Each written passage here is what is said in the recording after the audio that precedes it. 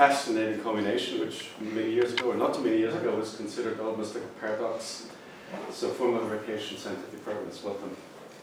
Okay. Thank you very much for the invitation, first of all. And it's for me the first time to attend this workshop, and it's pleasure for me. It's very, very nice, very interesting, and I'm very happy to be here. So, during the day, I have seen efficiency. So, I will don't speak about efficiency. I will speak about correctness and formal correctness, formal proof of correctness, but not efficiency.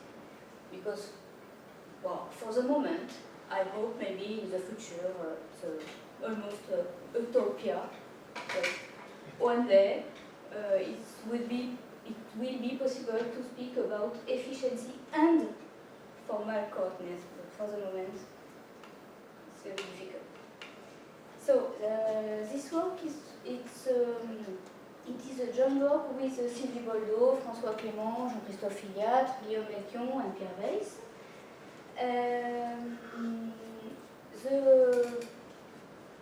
We can notice all these people are logicians, so it's people who work on formal verification and on COC, more precisely. I don't know if you know COC, but I will speak about COC a bit.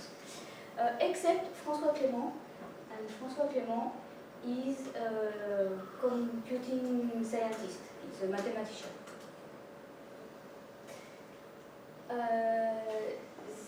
So this work has begun in 2005, and we have achieved in 2014, but it's a base. We continue now, and we speak at the end, we continue now working around this domain, and it's really the base for the formal proof of finite elements programs. This work deals with PDE, partial differential equation. So, you know that the partial differential equation deals with critical problems like weather forecast, optimal control, seismology, nuclear simulation, oil detection, something like that. And but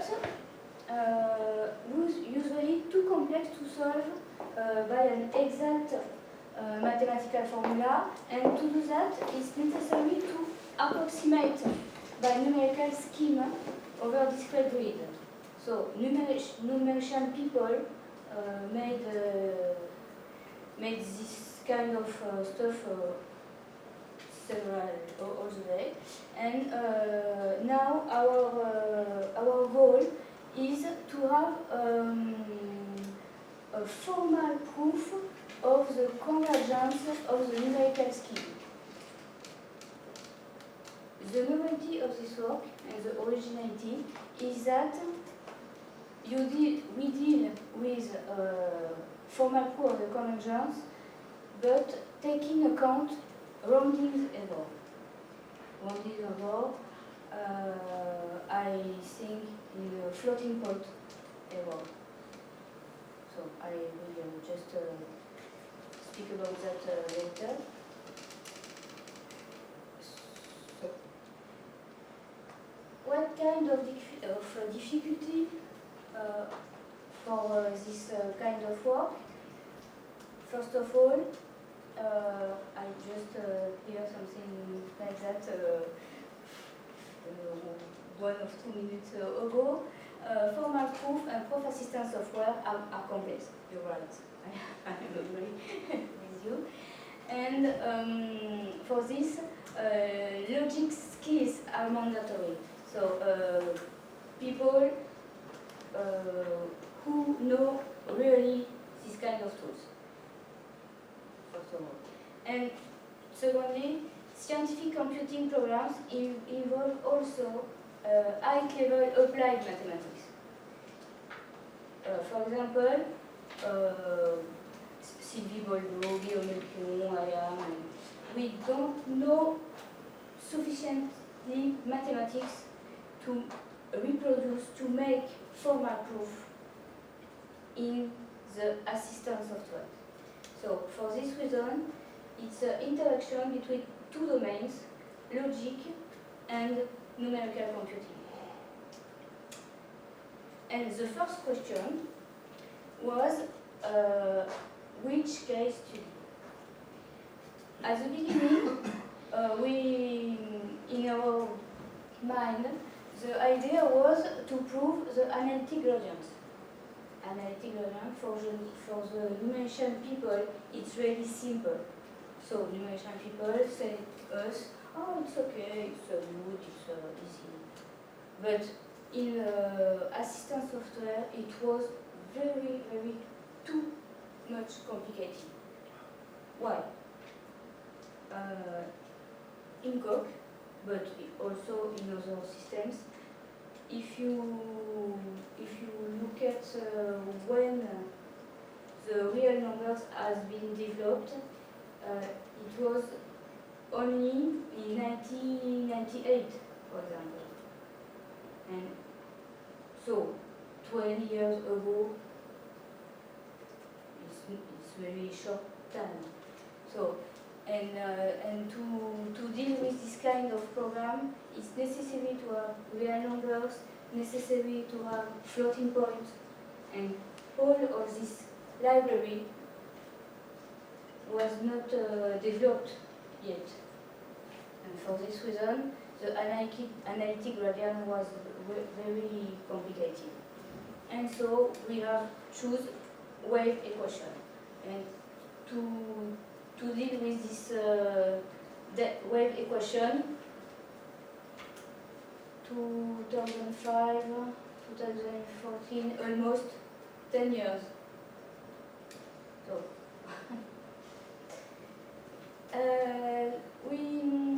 another difficulty is to choose the choice of the approaches. In mathematics, mathematicians know several ways to prove a theorem, but in formal methods, we cannot choose a way random. No, we just choose a way which is possible to do that. For example, to deal with the 1D wave equation, one solution is to use Fourier transformation. But in Coq, there is anything about Fourier transformation yet. Maybe one day, but for now, no. So the proof has been redo by Francois Clement, our mathematician, using energy-based approach. We use, I already said that, real numbers, floating point numbers, and round-off error. Round-off error, no much numeration deals with round-off error. For the, well, it's a generality, but round-off error for numeration is not very important. The computer computes if it is correct or not is not very the main stuff for us. But we are interested in proof formally, which is the error from floating point. Also. This specification, for now, I don't speak about that. We will see later why. So, it was just an introduction. I will begin presenting tools and methods after Wendy the question and before to conclude. Tools. The first point is books, of course. We need books. We need proof books and we need mathematicians who are able to read these proofs.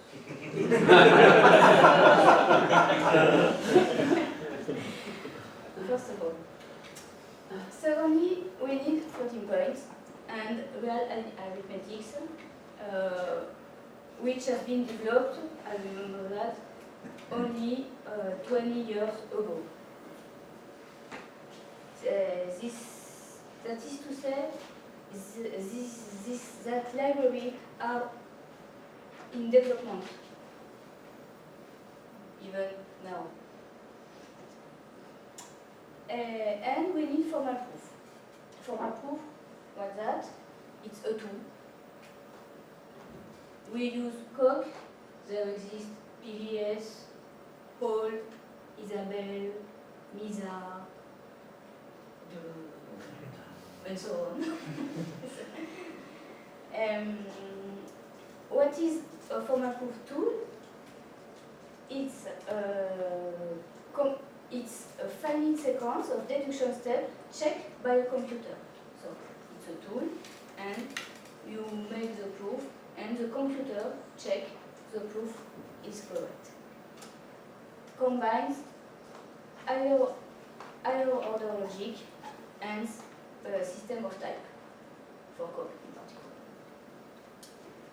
This means the tool is really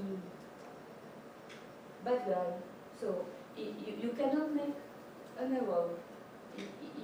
If something is wrong, the tool say don't work. So it's more formal than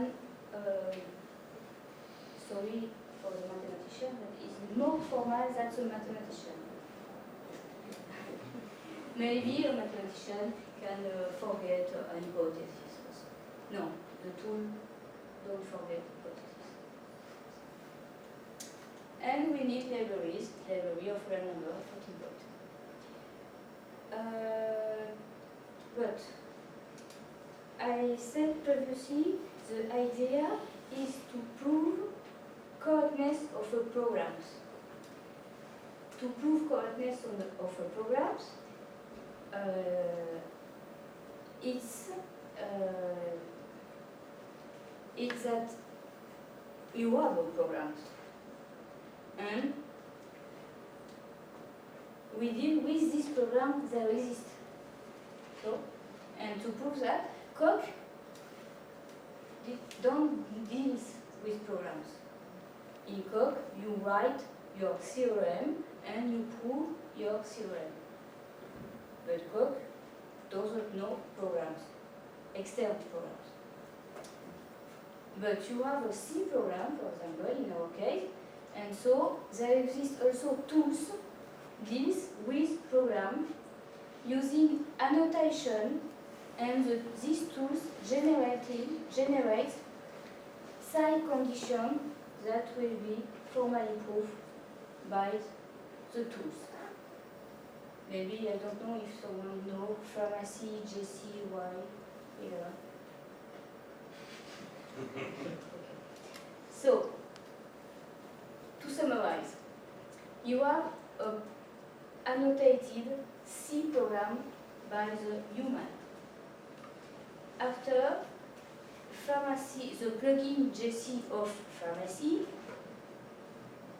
generates theorems.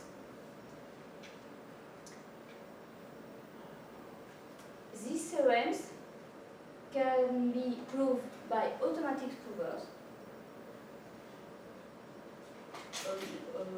more or less 90% are proved by automatic provers, and the 10% remain, human have to be present.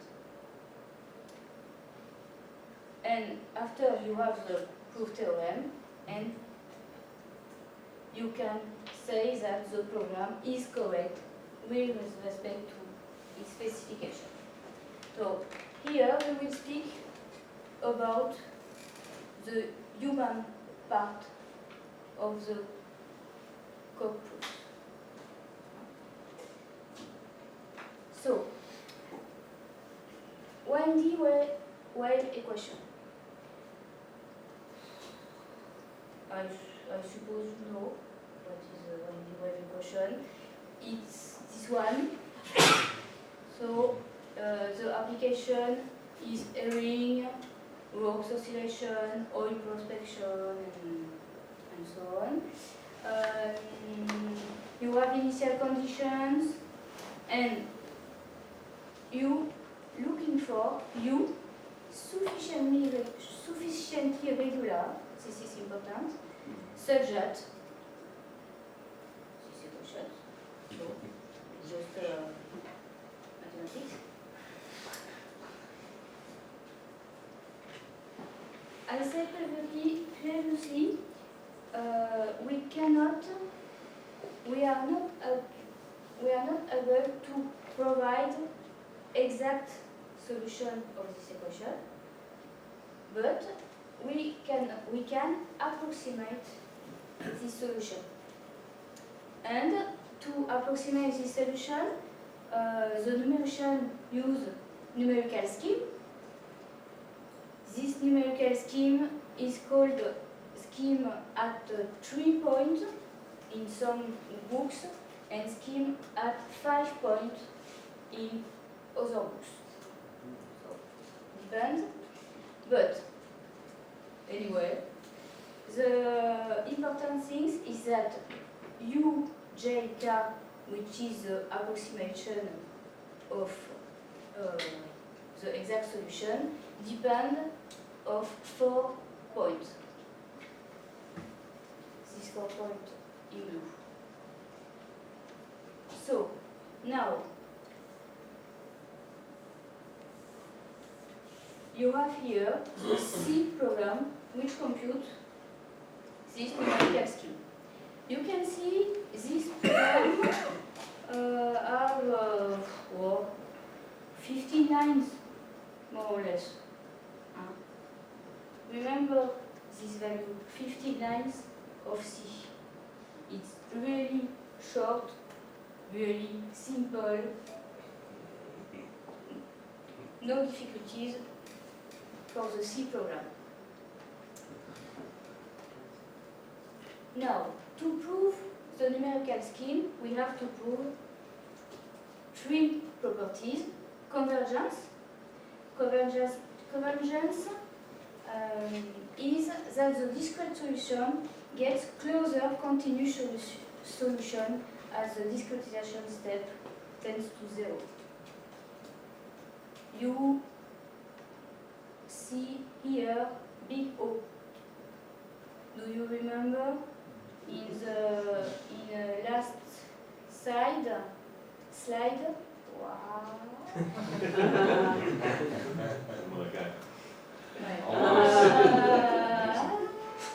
Approximately every You were, it was uniform big O. So, now.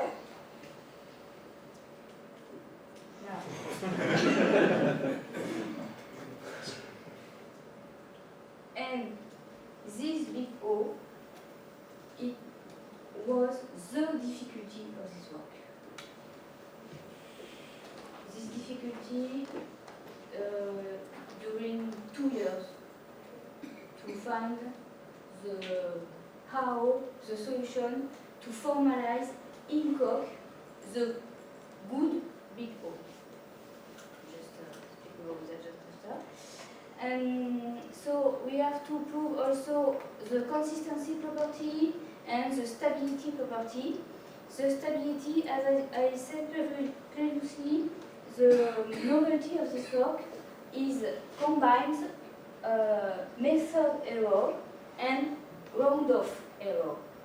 And the stability property is used is necessary for the round-off error. So, the convergence proof of numerical scheme is to verify that the U and UJK are close when the step discretization here, delta x, delta t tends to 0. And to do that, we want to bound this norm, and the average of the convergence error is given by that, and at the end we want to prove here, and you have also here a big O. It's not big O. Big O, you know the definition, the usual definition of big O is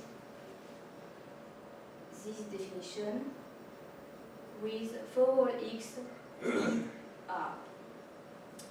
But in the grid, we have two variables, delta x and delta t, which tend to 0 for delta x. And if we suppose the equality is true for x in R2, we have to write this property. But this property doesn't work. This property doesn't work. Why? Because the two constants, alpha and c, are function of x, and also if you see the infimum of alpha tends to 0 and the supremum of c tends to plus infinite, and so this usual definition of big O doesn't work. And why this problem has been difficult for us? Because the mathematician in the book didn't or don't define the definition of big O. For mathematician, big O is big O.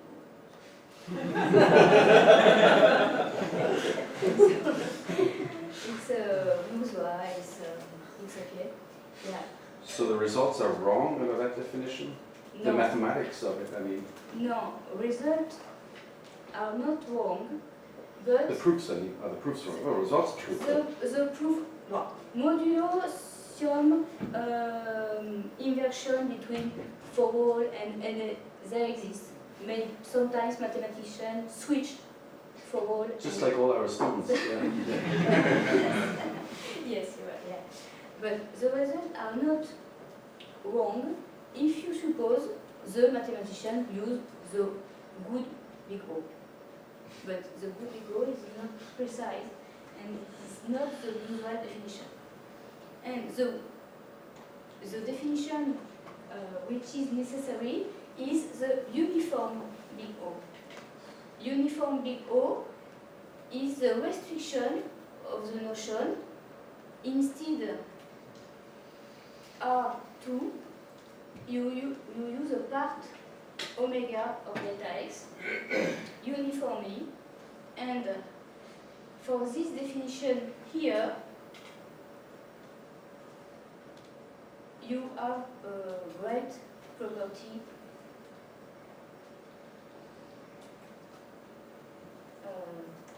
what you want.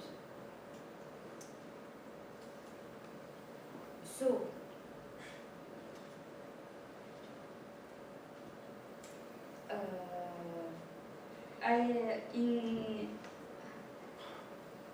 in the previous definition of the 1D wave equation, I said the solution have to be sufficiently regular. It's the same problem. The sufficiently regular, the definition of the sufficiently regular, what is that? It's not precise, it's just sufficiently regular. If you read mathematical books and proofs of the mathematician with the eyes of the formal prover, with the logician, you notice that these books are informal. When I say that to the mathematician, the mathematician almost lower something else. But it's true, really. So, sufficiently regular, we have to define what is sufficiently regular, and for that, to do that, we use a polynomial Taylor of order less than n, which have an uniform approximation of the f. Just to give you an idea of the proof sketch, consistency, you have truncation error, and truncation error of is bounded, and we use Taylor theorem and many calculi, many that. Stability, I said previously, we use the kinetic, the energy way, and we split the term in two terms, kinetic energy and potential energy.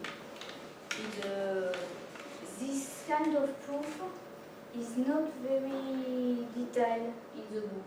The book uses Fourier way. In Coq, we have not Fourier transformation, we have not integral. It's not so easy. And with respect, you say previously, yes, you're right. Formal proof is very complicated because it's really long time to develop this kind of mathematical library, which are necessary to make the theorems and to prove the theorem is very, very long. But maybe one day, with experience and with developers, with logicians, it will be more easy. And so, well, we put the stability. Now, the convergence to another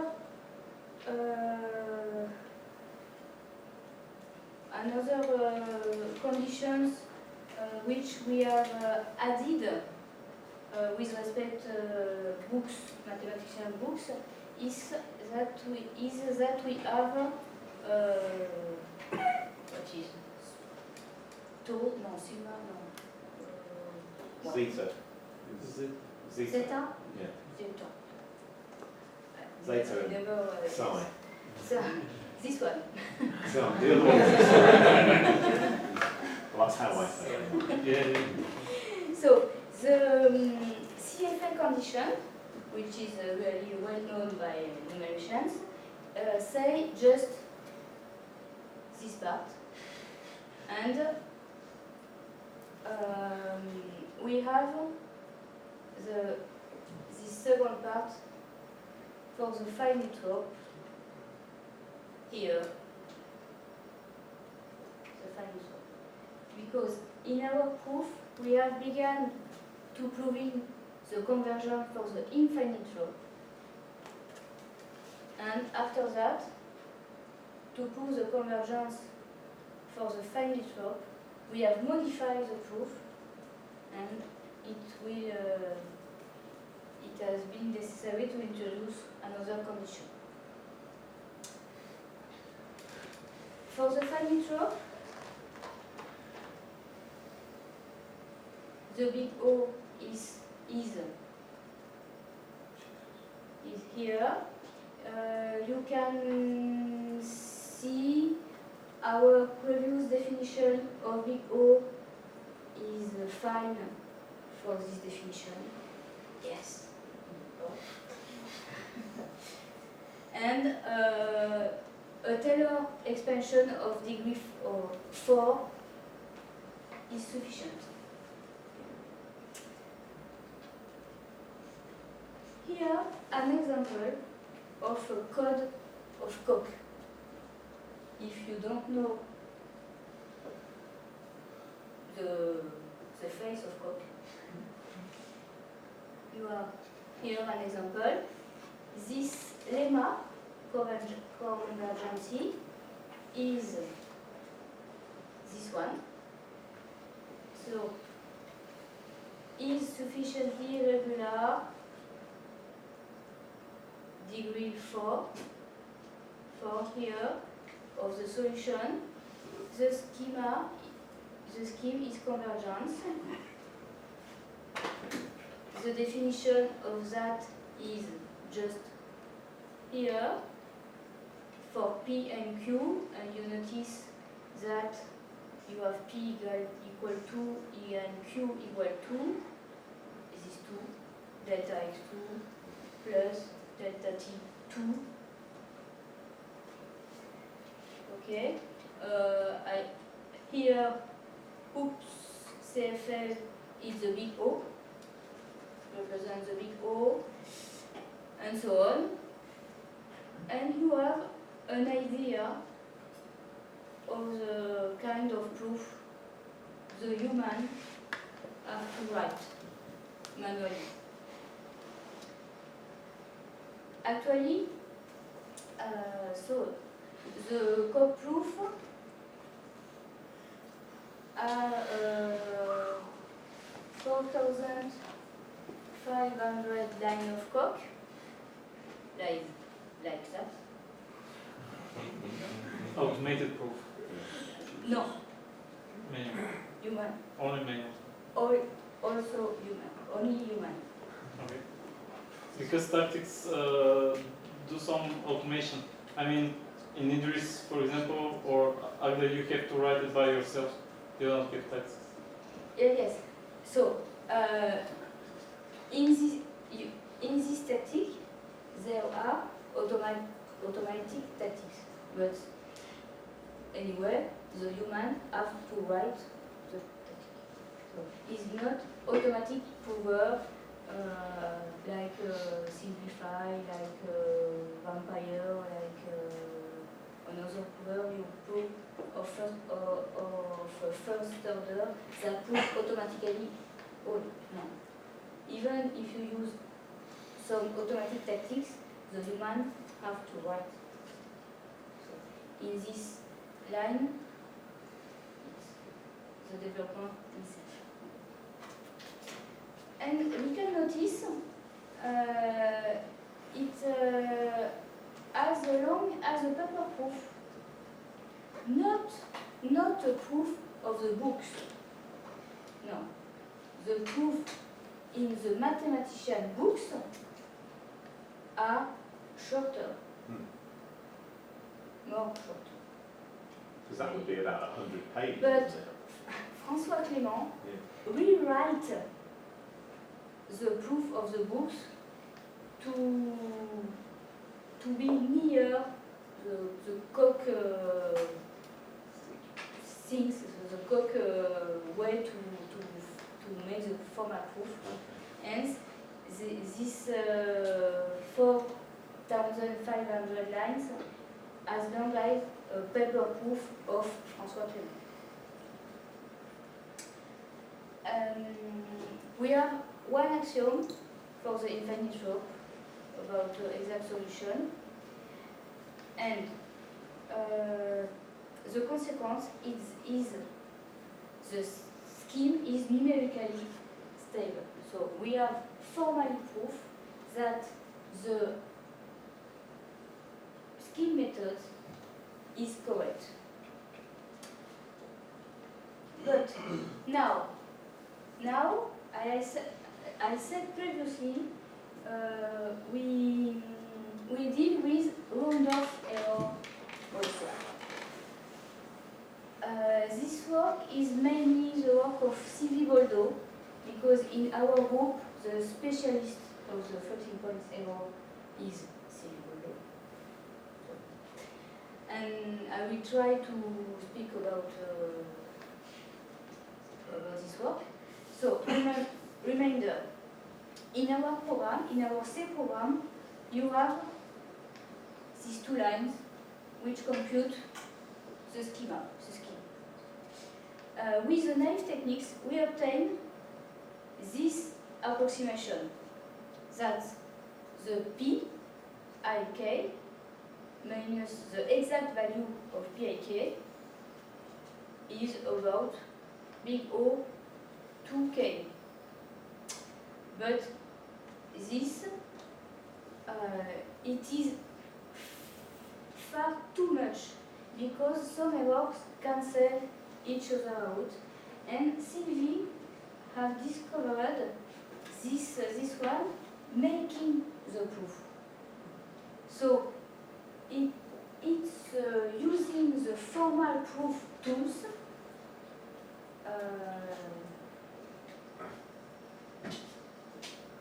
that Sylvie discovered this bond was really bigger.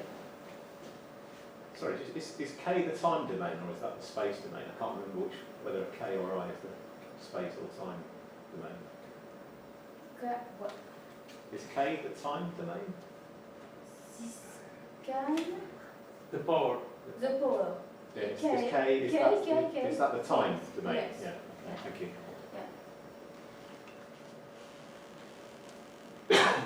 And why the error cancels? So you can define here epsilon I cap plus 1, the Rundorf error coming from these two lines, and you know each initial condition is bounded by 1 and 2, and in this case you have this bond. Also, you can make an analytic expression of this error.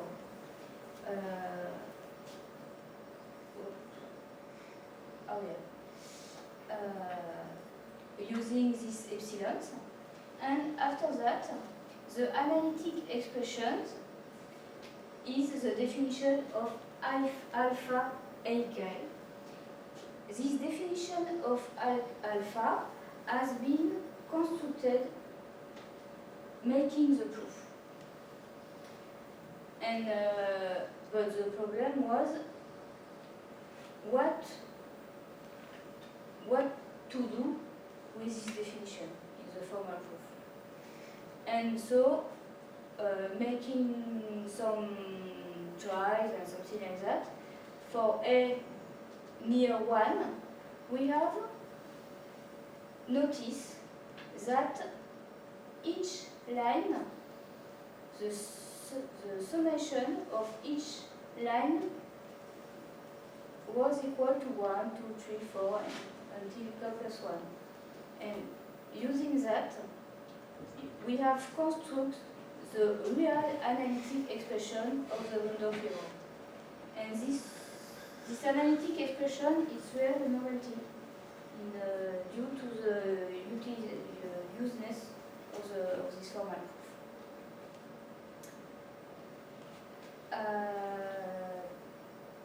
So, after that, Sylvie said it is not so complicated.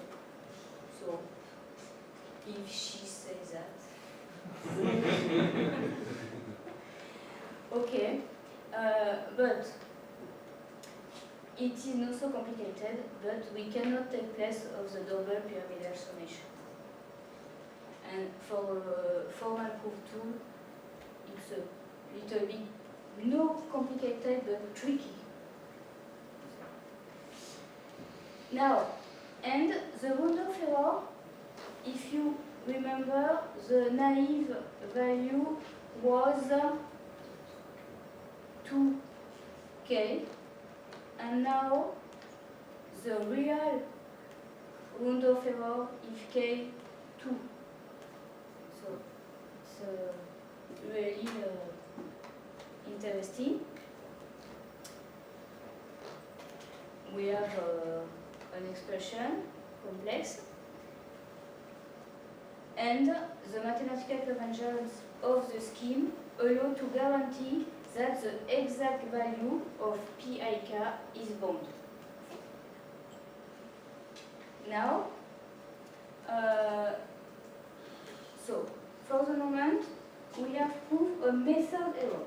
The method error is the correctness of the scheme, of the numerical scheme. We have proved also the round-off error, a bound of the round-off error. Now, how merge both errors? And the total error here is the sum of the method error and the round-off error. And the sum of that, we have another times big O with a constant alpha and C, and another novelty and originality of this work is that we can extract from coq this value of the constant. What this means? In coq, I suppose you don't know that, you make the proofs, and after the proof you have a term, which is a lambda term, actually, and this lambda term is checked by the machine, by the computer. And from this lambda term, you have isomorphism of Curie-Howard, this name, and this isomorphism says you that the lambda term is the same of a program. And with a principle of extraction of coq, you can extract a program from the lambda term. And thanks to that, we have here a proof of the big O. Big O are a constant, and we can extract the value of the constant of the program. This constant, you cannot find this value of the constant in books, in mathematical books. So, in mathematics, you prove that there exists a constant and so on. For us, it's possible to have the exact value of this constant. And this, it has been surprising for us. We don't expect that it could be possible, but so the total error. You have here the file, the annotate programs. Do you remember how many lines?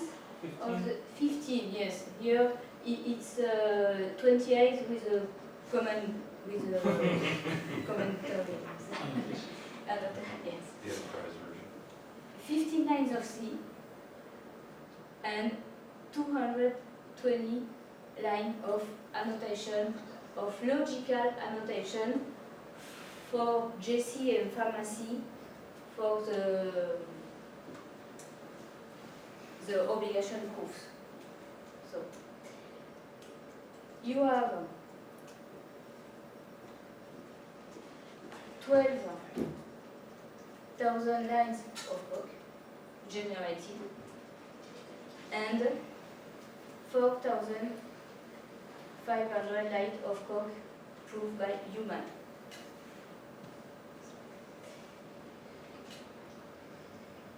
So, to conclude, this work was almost the first work with an interaction between scientific computing domain and formal proof. The formal proof of convergence and Boldo for the rounded wave equation done. A link between both proofs, it was the first time this has been made, and the extraction of the constant of big O, alpha and C. This was only the first time. You have here the web page of this project. The first one was really the beginning. During this first project, there was the 2 years of big O. And in this one, we have really find the solution. And currently, we continue, as I said previously, we continue with the Sylvie, Boldo, Francois, Clement, and Florian Fessol, who is a PhD student. Vincent Martin is another numeration people, like François Clement. So now we have 2 numericians. Very happy. And Stéphane Aubry, who is a PhD student also. In 2017, we have proof the Lax-Milgram theorem in Coq. And now, 2 weeks ago, we have finished Lebesgue integrations in Coq.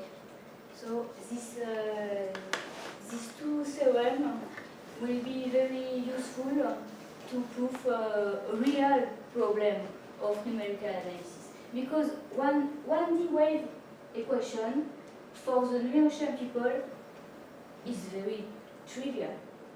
So really, is not really interesting for him to prove the correctness of the 1D wave equation program. It's really too trivial.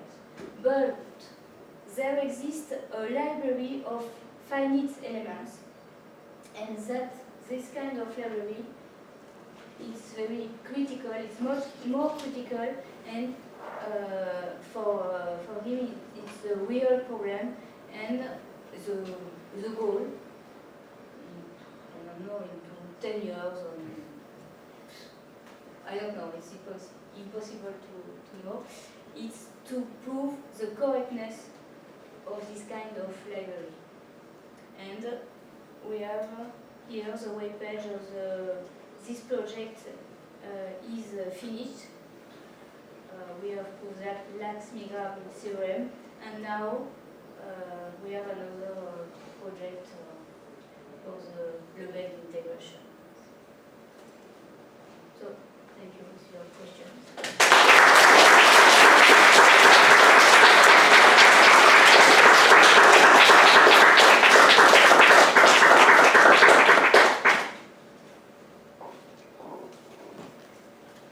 How many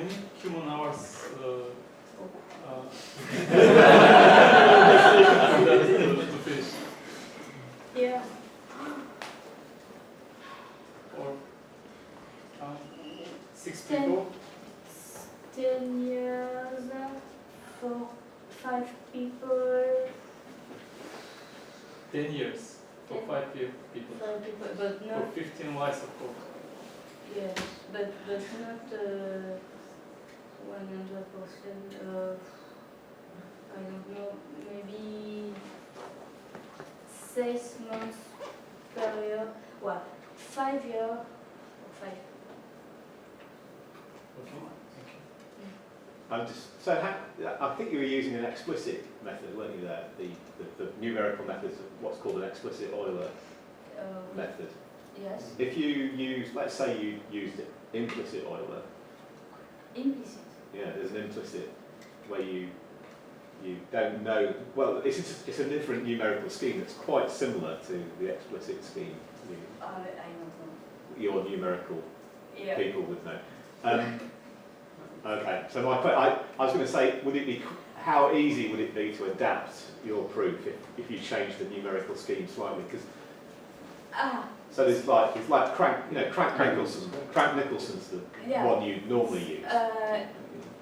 Yes, actually, it's a good question because for this method, we think, but we cannot, it's not sure. We think that this development is half specialized for this method and half reusable, Okay. more or less.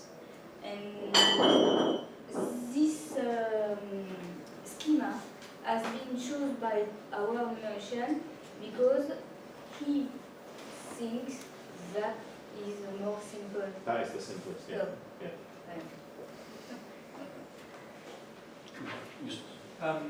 You obviously, with the wave equation, you could make a lot of assumptions about the solution because it actually has an analytical solution. And how important is this actually for being able to do proof at all? Because in particular for all the really interesting problems, you can't just have an analytical solution to compare with. And yeah.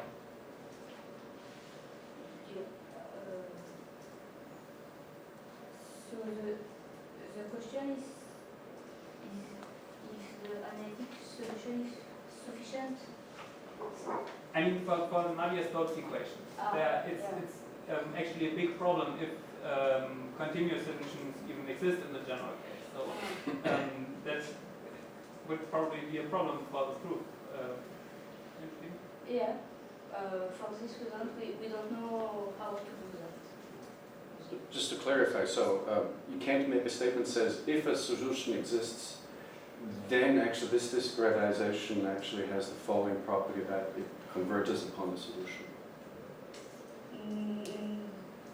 So we Or some solution. we use the proof are well known by the mathematician. We cannot find another method for the moment. So I don't know if it's the answer. But I mean, what I mean, as you said, most of these mathematicians' proofs are rather sloppy in what they mean by sufficiently regular solution.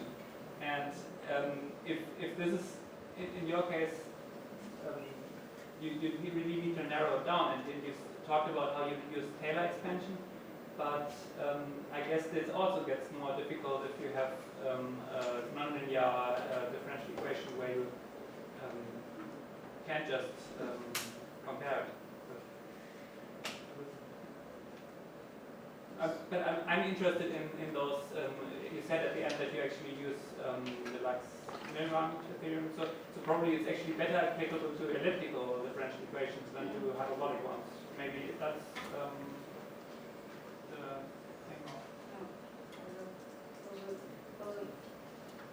I don't know exactly for the moment.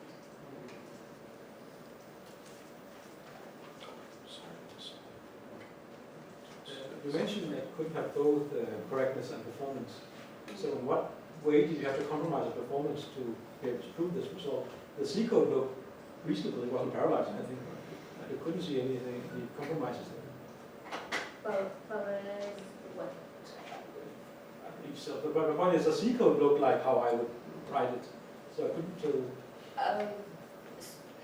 There is two things. The program, you can parallelize maybe this program, and in this case, the annotation in pharmacy will be different, and the generative proof will be different, and this program will be more efficient. Okay. But after that, in coq, the proof.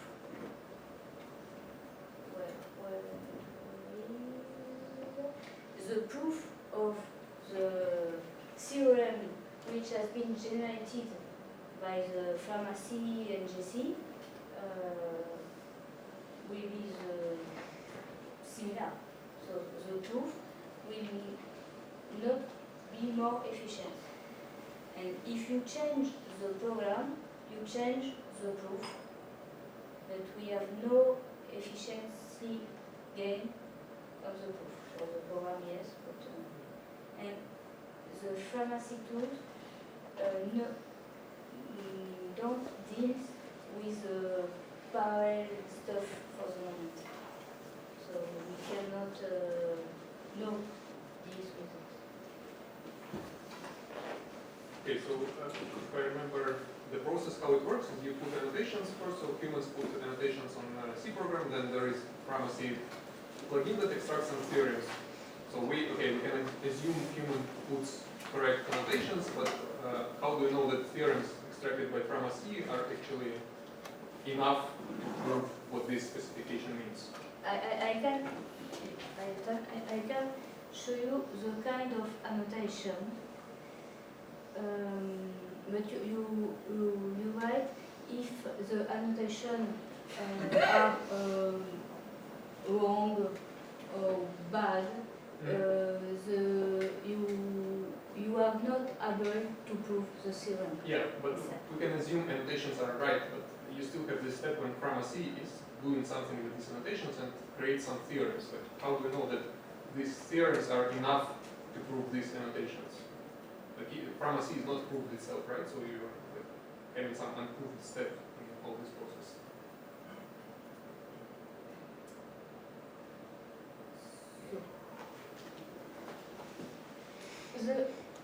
Here you have annotation. So, for example, you can see the program and the annotation right by the human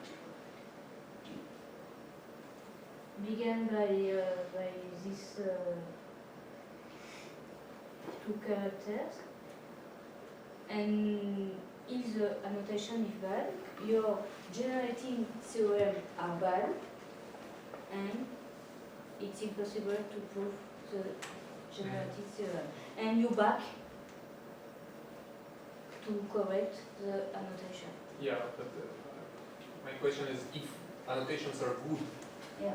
How do you know that theorems are good? Like, who proved that pharmacy will generate correct theorems from these annotations? Because the annotation generates some theorems which are proved by the automatic prover, several automatic prover. Has like alter go, simplify, and WC3 and something like that. So the main theorem are proved by several theorems. But you're right, the machinery of the alter go to generate the theorem are not be proof formally. I mean, there isn't even a pharmacy spec that you could like do this against. Yeah. So if you wanted to verify pharmacy, you couldn't because there's no form spec. Exactly. And the same for coq. So human has to inspect the theorem and to see that it makes sense, or how? Like human looks at the generated theorem and like has to think that it makes sense with respect to the C code, yes? Yes. Okay. It's fine. Okay, last question. Here we go. You mentioned in the beginning that you are not particularly interested in efficiency, but you analyzed the interaction between the floating point error and the rounding error. Do you think you could derive like a particular step size from that? Like, do you actually can you improve the numerical methods by the analysis that you have done?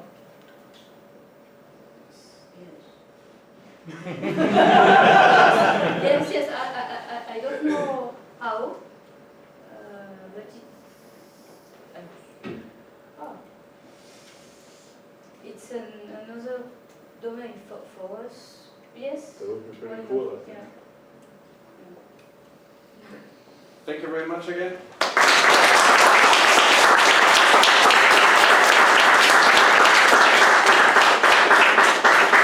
Before we go away, I just can't help making a comment about this same thing about correctness. So in 2012 when we launched this one, and there's previous ones, it was basically populated by people, enamored with correctness. But then when some people like myself actually went into an office of a professor who had basically a private nuclear reactor, and asked, great, it works and it doesn't crash. That's really, really interesting. How fast is it? Whether it's right or wrong, how fast is it? So this was part of the background, is actually coming together actually here as using methods and tools that you're working actually at the forefront on, but actually generating very high performance code. So we can go back to the same people and say faster than we have now. So thank you very much. So just as I said, for those of you, this is a community effort, so there's an informal steering committee, and we've gone back to with numerical computing and with high performance computing for a while. So if you just want to, those of you want to just give feedback and comment what we could do next year, please stay back maybe just a minute here, and then we'll just move out and try to gather in a corner with once we have conquered some drinks for ourselves. So thank you very much. And first, most important thing, I've forgotten totally, most important thing, as a participant and someone who's involved in this one, it's absolutely important. Nobody's allowed to leave. Okay, before we've said many, many thanks to Marco and to his Dominic, who's done an amazing job and a lot of work and has come here and organized everything. So many, many things. That the amount of work you've done, putting together this fantastic program, cannot be underestimated. Many thanks.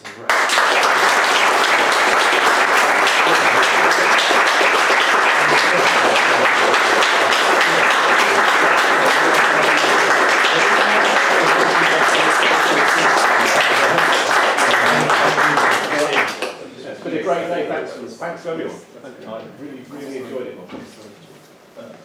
Some program doesn't. That's right. And also